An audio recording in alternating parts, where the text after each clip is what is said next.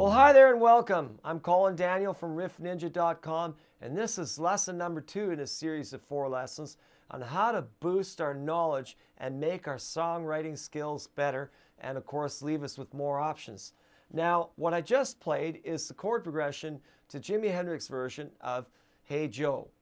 And there's something special about this chord progression. Everybody likes this chord progression. It's not unique. They're found, this combination of chords is found in many songs. It's just that in this particular example, it's more radical than any of the other examples and uses of this particular idea. In our last lesson, we studied our 3 primary chords, relative major and minor 1, 4, 5. That gives us 6 chord options, right? Now this option that I'm going to talk about today, which is based on the Hey Joe chord progression as inspiration, this is another option you have along with these 6 chords that you can move chords around and you can intermix them. Some of it, a little bit of experimentation between these 2 ideas can really give you a lot of open doors and creative ideas if you're going to want to create a song or a chord progression for a song, right? Now, I'll just call it the chords for a second. There's 4 main changes: C, G, to D, to A, and then it returns back to the E. But the C, the G, the D, and the A. Now this song is unusual in the way they use the chords, but it's not incorrect. Now in our 1, 4, 5 studies from our last lesson, you discovered that 1 to 4 is 2.5 tones, or 2 whole steps and a half step, right? Okay, well now, believe it or not, each one of these chords is using a 5, a perfect 5th, right? That's the 5 chord. Now, if in the key of G we had G, C, and D, which was our 1, 4, and 5, right? D was our 5. Now, if G to C is the 1 and the 4, and that is 2.5 tones apart, and C to D is a tone apart, that means that from 1 to 5 is 3.5 tones and 5 letter names. You have to have both measurements. You count the tones and semitones distance plus the letter name count. Count the letter name you begin and end with. That's the rule for measuring music, right? Okay, so why would I be mentioning that? Because in Hey Joe chord progression, each one of these chords is a perfect 5th apart. So if you know the distance from 1 to 4 is 2.5 tones, then the distance from 1 to 5 is 3.5 tones, or 3 whole steps and a half step. And that would be 5 letter names now. Count the letter name you begin and end with, right?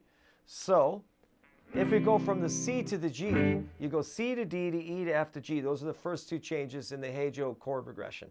C to D is a tone, D to E is a tone, E to F is a semitone, and F to G is a tone. That's 3.5. That means from C to G is a perfect 5th, or 1 to 5. When we go from G to D, the same thing. G to A to B to C to D. G to A is a tone, A to B is a tone, B to C is a semitone, and C to D is a tone. That gives us another 5th, another perfect 5th. So it goes from C to G is a 5th, from G to D is a 5th, and from D to A is also a 5th, and you can check that count out yourself. I'm not going to count every one of them out for you. You should be able to figure it out by now, because I've given you the first 2. So C to G a 5th, G to D a 5th, D to A a 5th, and A to E a 5th. And that completes your steps of 5th for this particular chord progression, right? Now, why is this so important? Because by using steps of 5th, like they did in the Hey Joe chord progression to make a complete chord progression, you can use them to move into other keys. Because in actuality, each time you go to, like, the first 3 chords are in the key of G, but then as soon as you hit the A, you've gone to another key. So what I'm saying to you is, in actuality, to create this chord progression in steps of 5th that we have for Hey Joe, we actually pass through 3 different 1, 4, 5 combinations in that progression, from C to G to D to A to E. There's actually 3 different 1, 4, 5s, and they're all in steps of 5th. That's a little puzzle for you to figure out if you didn't quite catch that. But my point to all of it is that you can morph into any key you want by using steps of 5th, and it's a common thing to use steps of fifth to move from one group of 1, 4, 5 to another. For example, Fortunate Son, the CCR tune. A very good example. I have had a lot of students that are confused about what key that's in, because it starts out on a G, you know, and it just kind of chugs. But the main chords are G, F, and C for the verse.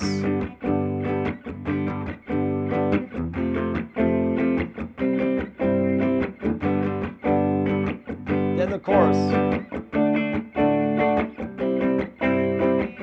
What the heck's going on there? We've got G, F, and C. If you know your 1, 4, 5, that's the 1, 4, 5 for C, because G is 5, F is 4, C is 1. Now, like I said before, you don't have to go in that order every time, right? But that's what it is. It's a 5, 4, 1 progression for the verse, starting on a G, right? You know? But G's not our tonic. See, that rule doesn't always apply, that your first note, a lot of times it does apply, but your first note isn't always the key note of the progression you're in. In this case, it's not. It's actually technically in the key of C major, and the G is the 5. And this is how our verse is produced for Fortunate Son. But now when he goes to the chorus, he does this: G, D, C, and G. Now, if you're real quick and you're real sharp with your 1, 4, 5s, you'll realize that he's first in the key of C, using a 5, 4, 1 progression, right? Because he goes G, F, and C. Then for the chorus, he uses the G as the common denominator, goes to the D, and to the C, and back to the G. So both times you resolve on the G, but the first time it's using the 1, 4, 5 out of the key of C, and then the second group of 1, 4, 5 in the chorus is G, D, and C, which is 1, 5, and 4, because if you remember in your last lesson, G, C, and D is 1, 4, and 5 for the key of G. So what happened was they went from the key of C and then changed key without your ear even noticing it by using a step of a fifth, because C to G is a step of a fifth. So basically what I'm trying to tell you is technically is this G, F, and C, 1, 4, and 5, like the C, F, and G, is a perfect fifth distance to get to the G. So you see, that fifth distance musically is really agreeable with the human ear, right? It's part of our DNA. We can't change that. Okay, so that was just one example. And yes, you know, the example of the steps. So, you know, you can use these steps of fifth to create a whole progression, or you can use the steps of fifth to modulate into two different key. You don't have to go just one step of fifth. I mean, you could take it another step of fifth and move it to another key. It depends on what you're doing. There's no rule against that. What you've got to understand is the fifth is a very desirable distance between chord changes, because our ear really loves to hear that. It's very pleasant to the human ear, right? And that goes across all music in all parts of the world. The fifth is one of the most universal harmonies we have, right? So keep that in mind. And like I said, like Hey Joe starts on a C, you know, goes to a G. I mean, you can start with your fifth progression anywhere where you want. You can start on a D. You know, fifth of D is A, fifth of A is E, fifth of E, B, fifth of B, F sharp, you know, and it doesn't sound like Hey Joe anymore.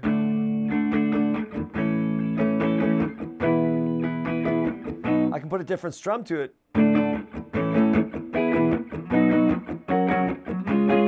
All those chords are in steps of fifth.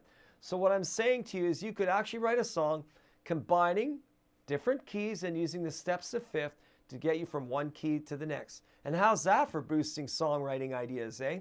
All right, you get to work on that. If you're really good, one more little hint is this.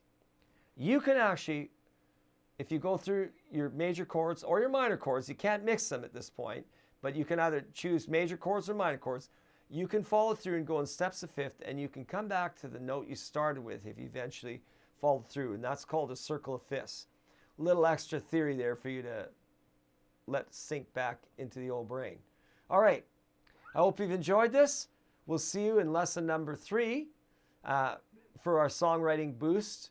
And this is Colin Daniel from riffninja.com. See you next lesson.